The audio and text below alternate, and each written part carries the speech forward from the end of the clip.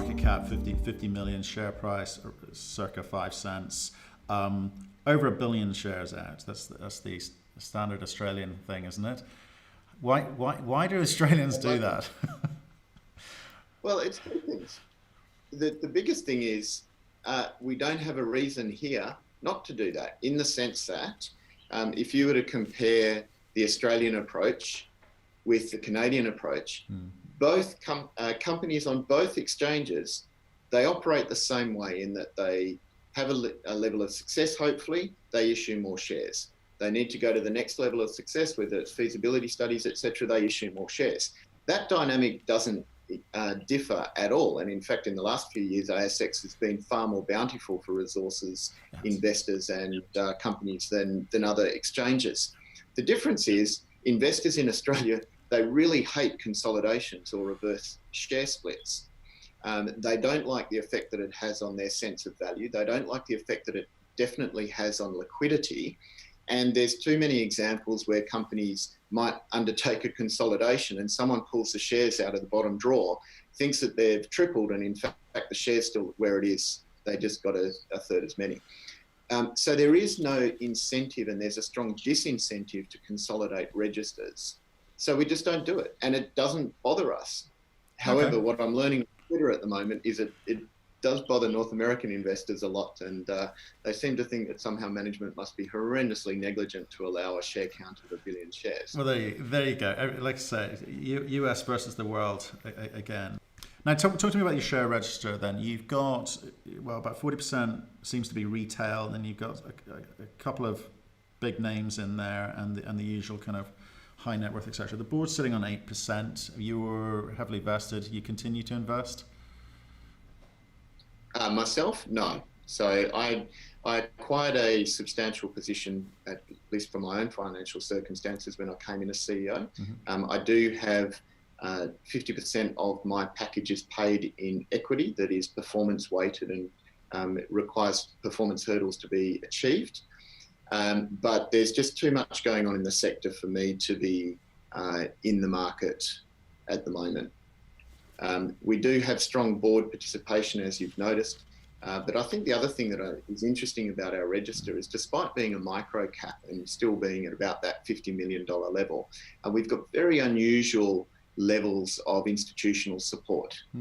So about 34% institutions, including those big names that you mentioned, and a number of specialist uranium funds, which of course makes me very proud, but I think also gives investors a lot of comfort. Yeah, okay. And what sort of hurt? I mean, given the position of the marketplace and not much is moving, what type of performance targets are you talking about? So our employee incentive plan that relates to all employees, it's 50% judged on KPI performance and 50% judged on total shareholder return. Right. So we take Bannerman against the basket of peers. We exclude, obviously, the more beta-related companies, so we don't compare ourselves against the share price growth that you would get from a UPC or a Yellowcake or a Kazatomprom or a Cameco or even some of the producers. So we are competing against companies that have got active in exploration programs and so on in the uranium space, and only if we outperform those companies do we benefit from the EIP. So I guess not much happening at the moment because no one's doing anything really at the moment. Compared to what it'll be like in a couple of years, I'll certainly agree with that. There you go. Okay, fine. I'll take that. We'll get into the board in a second. So why don't you? Well, I think you spent a bit of time sort of describing the market in the presentation. I think we've had a lot of interviews about that recently, plus you've been quite good at describing that. The one page I did quite like was, and I think you just alluded to it, was the financial players in the space. You know, you've got Tribeca on board. In the UK, it's got Yellowcake, but there seems to be a few more of these types of funds starting up. That's, I guess, indicates that people's perception of where this market's going to go. Would you agree? Absolutely. So it's both being created by sentiment and reinforcing positive sentiment. As I think my deck sets out, if you go back only 12 months, there were only two players in the space, and that was UPC, who've been around since the early stages of the last boom. They've done 11 raisings in their life and raised something like 645 million Canadian dollars. And Geiger Counter Fund, based and listed in London, who invest in equities, including Bannerman. So just in the last 12 months, the increasing sentiment behind the bottoming of the uranium sector and the expectation of a bull market has driven demand from contrarian and really early adopting smart money to fund these different groups. And you mentioned Mike Alkin, who is an extraordinarily intelligent voice in this whole sector. So he runs a Sachem Cove Partners Fund, which are disclosed as an investor in Bannerman, I'm proud to say. L2 Capital out of Brazil, tapping family office money in Brazil with Marcelo Lopez. I'm proud to say he's disclosed that he's a Bannerman shareholder. I mentioned the Geiger Counter Fund, Oklana Asset Management out of Singapore. They're Bannerman shareholders in their specialist uranium fund. You've talked about Tribeca as well. And there are others who haven't voluntarily disclosed, and so I'm not privy to disclose that on their behalf. But I think the big news as well is that we've just seen overnight the first ETF that's been formed to track the new Scholastic Pure Play Uranium Fund Index. And I'm also very proud to say that Bannerman has made the cut for that. And we're one of only 7 Australian listed companies, including some of the big ones like ERA, that are included in that index, and therefore will be included in the ETF. So what all of these do is they create new opportunities for capital to enter the market that otherwise would either find the sector too small. So that entire Scholastic index is only about $15 billion, which includes Cameco, Kazatomprom, UPC and Yellowcake. But it also provides other risk-tolerant investors with the avenue to invest in the broader uranium thematic, which is very important. So as I say, it was started by a positive turn in sentiment, but very much exacerbating the increased sentiment through the capacity to draw in new funds from unusual corners of the investment community and start deploying that directly into both physical commodity and also equities.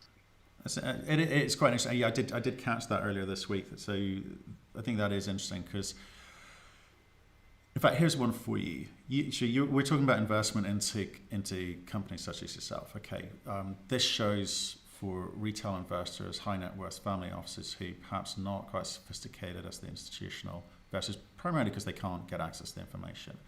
So if you were one of those guys, I mean, what type of exposure would you have to uranium? You've got obviously equities, you've got physical, you've got ETFs, I think, getting a slightly better rep, hopefully.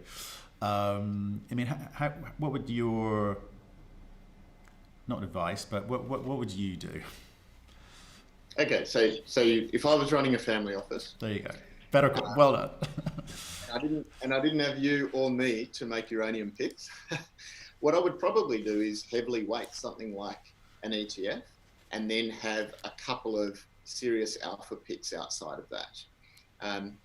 And whether it's an ETF or whether I'm putting my money with someone like Mark Alkin would really just come down to very finely balanced risk tolerance decisions. Yeah. Someone like Mike Alkin, with his extraordinary sector knowledge and amazing due diligence and ability to think in detail about a helicopter view, I think that offers, in fact, superior risk management to just taking an ETF, which needs to invest via a robot.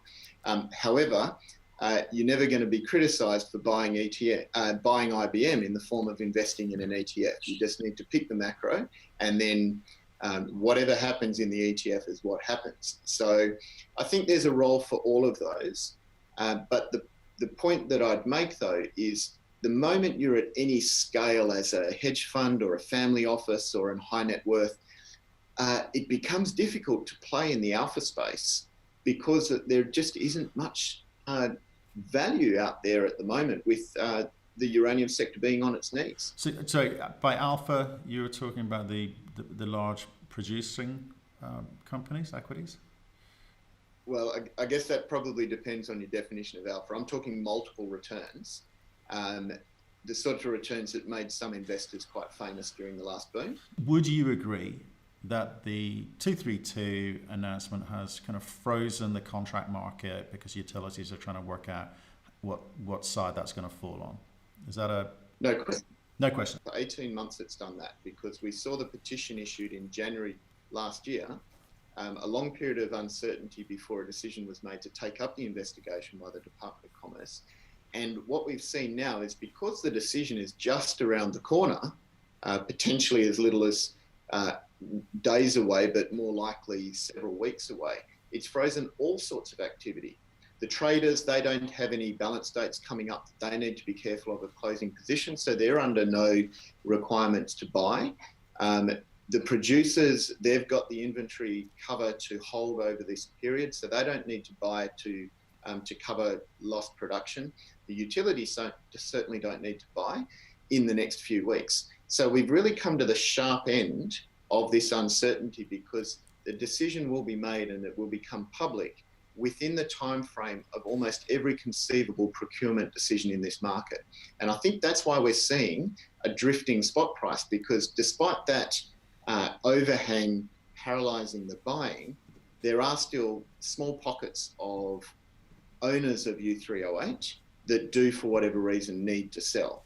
And when they're selling into an illiquid buying market, that will, of course, put pressure on the price to where we see today. Right. Okay. So a few things there. And again, I kind of want to get into talking about Bannerman here. So I guess at the moment the price is binary. It's either going to be economic or it's not. So it doesn't matter whether it's at 18, 25, or, well, maybe 30. Some people might be able to make it work. It doesn't matter until the price moves, and the price isn't going to move until the utilities get certainty, and that's around 232. And to them, it doesn't matter which way it falls. They just need certainty. They just need to know what the moving parts are to be able to make decisions about go forward contracts. I certainly agree with that, and it's an interesting point because there is some perception amongst investors that it's about picking winners and losers ahead of Section 232 result. I don't buy that. Yes, different results will potentially benefit some companies over others, and there are some scenarios which will actually be detrimental to certain companies.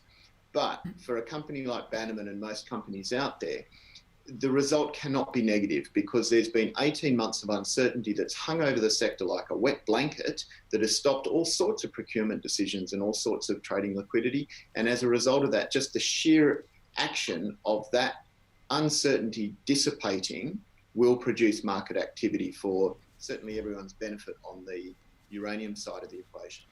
Yeah, I'd agree with that. And so talking of which, I want to, I'm looking at your page 12 on your presentation, and everyone can get that from your website. The questions I want you to answer will allow me to work out, are you one of the companies that's going to survive? So I think I agree with you. There will be lots of winners, but depending on how long the price takes to ramp up, there may be a few people who fall by the wayside because they may not be able to raise money cheaply or efficiently, and that's something that I guess there's lots of conversations going on, and they don't have the cash flow to survive another 6 months, let alone 12, 18 months. So in here at some point I'd like your view on where you think the spot price is going to go and over what timeline, because I think very few people can tell me that, and I just wondered if you had an opinion. Well, I can't tell you that, but I do have an opinion. Great.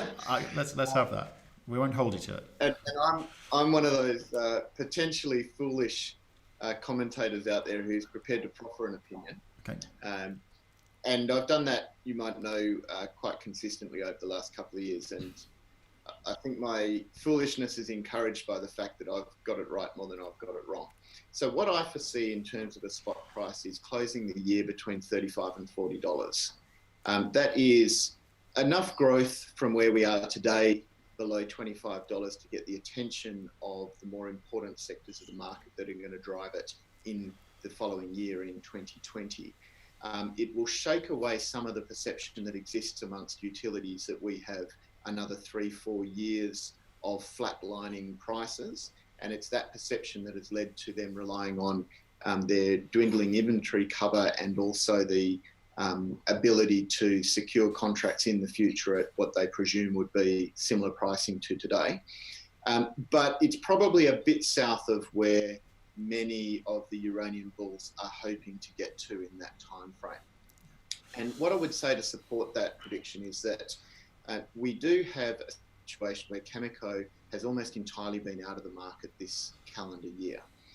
They still have a need of between 10 and 12 million pounds that they need to secure by the end of the year. I think if they saw the right circumstances, they'd be happy to secure forward some of their 2020 production. And it just for various reasons, it makes absolutely no sense for them to sit there as a buyer of last resort in the high 20s. However, if they have the opportunity to be buying at the sort of prices we're seeing now, they can make a good financial return when you compare that to what they'd be then selling that into their contract portfolio for.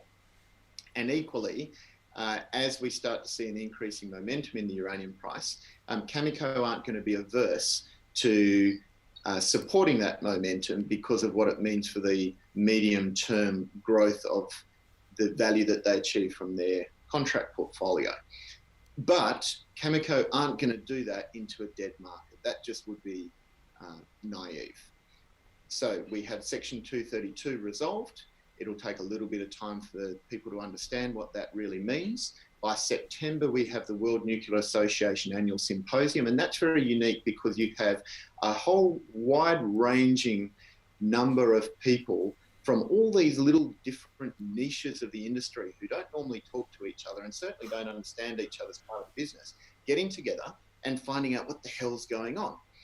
So that's important both from a uranium point of view and having a wide discussion around what the resolution of Section 232 actually means, but also when you pull all of the little bits of news and all the snippets of developments from around the world together, it paints, as I said at the beginning, a very, very positive picture of the immediate growth prospects for nuclear.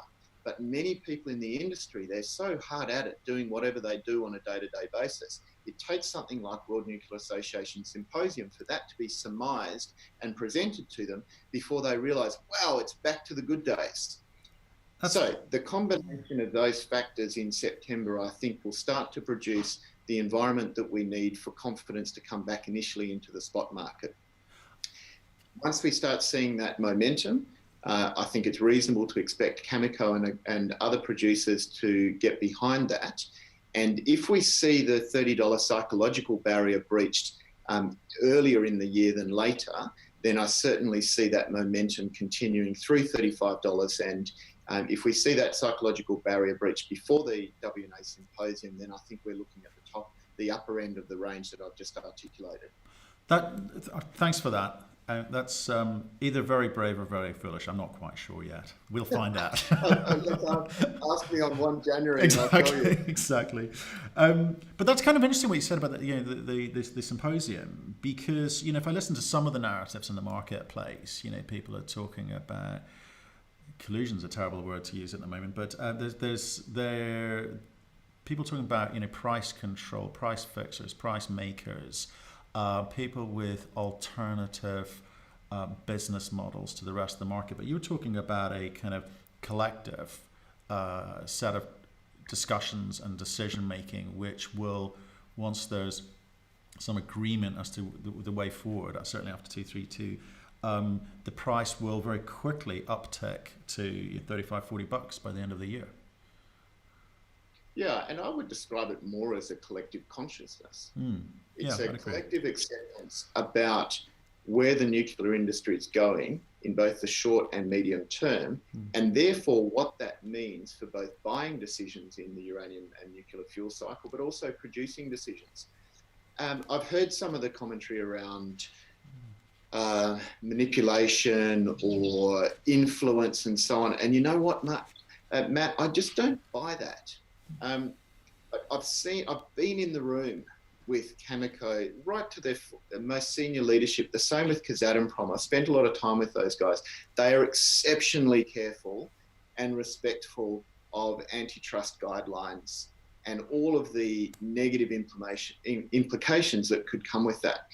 So I think it's a simplistic view to say that there's someone trying to be a puppet master here, and that in some way they either have an agenda to suppress prices or to support prices. The reality is Cameco needs to buy the stuff. It's in their interest to buy the price up because their contract portfolio is floating and 60% exposed to an increased spot price. And that's all you need to know about it.